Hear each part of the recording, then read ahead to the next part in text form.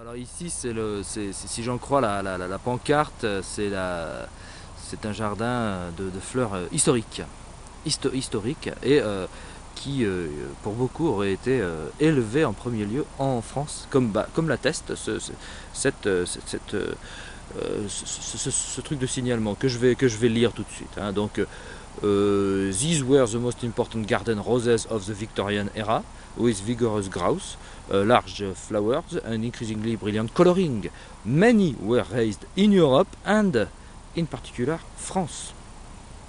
The term perpetual refers to the long flowering season of these roses. This feature, c'est-à-dire celle-ci, celle qu'on voit là, cette image, was one that roses breeders had been trying to achieve for some time. Et le nom de cette fleur-là, c'est Général Jacqueminot. En effet, c'est français.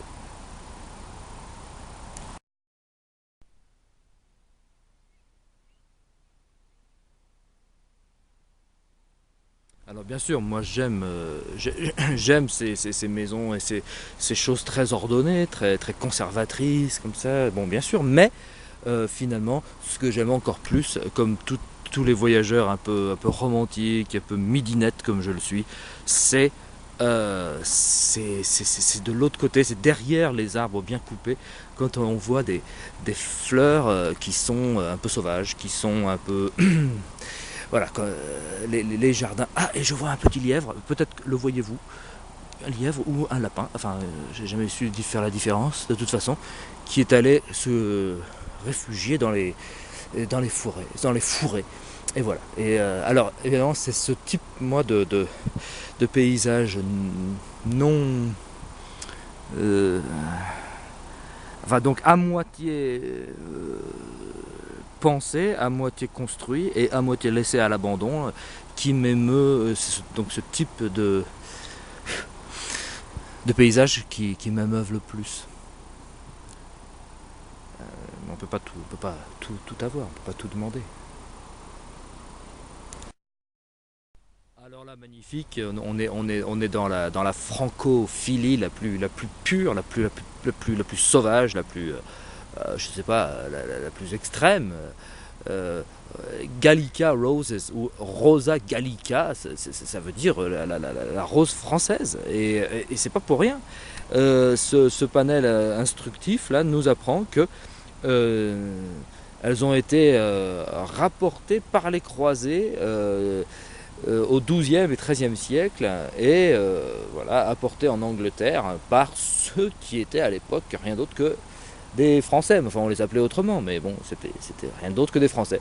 Et elles auraient été d'abord cultivées dans la ville de Provins de manière enfin, pour à des fins médicales, et puis, et puis après, pour leur simple beauté. Elles ont ensuite été le symbole de la guerre des roses, le symbole de la guerre.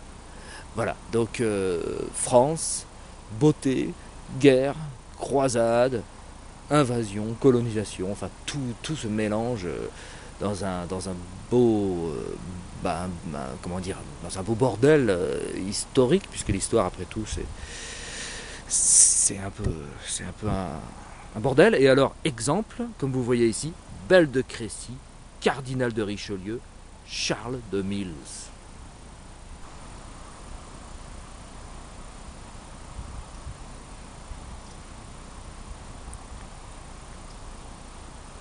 Oui, je voudrais présenter mes excuses à ceux qui me trouvent trop bavard, bien sûr. Alors ça, c'est un de mes gros défauts. Dieu sait que j'en ai. Oui, j'aurais dû sans doute faire un film où je parle moins, voire pas du tout, hein, comme il m'arrive de temps en temps, un film purement contemplatif. J'aurais filmé des nuages et ça se serait suffi à soi-même. Alors je montre les nuages parce que malgré tout, je peux pas m'empêcher de parler. Pour dire qu'il faut que je rentre assez rapidement parce que je risque de me prendre de la pluie. Voilà. Et comment partir sans sans les roses hybrides, les tea roses les roses de thé. Alors, je ne sais pas comment en France, comment on le dit en français. Alors, comme ils le disent ici, hein, ça vient de France, encore, c'est quand même. Et d'ailleurs, dans les exemples que je vous montre ici, écrit, hein, Grandpa Dixon, la France, Chinatown, Silver Jubilee, Ernest Morse Piccadilly. Donc, on a tout, hein, on a Londres, on a la France, on a la Chine. Enfin, Et alors, je résume le truc, savoir que, comme on peut le lire ici, dans la dernière phrase, pour beaucoup de personnes,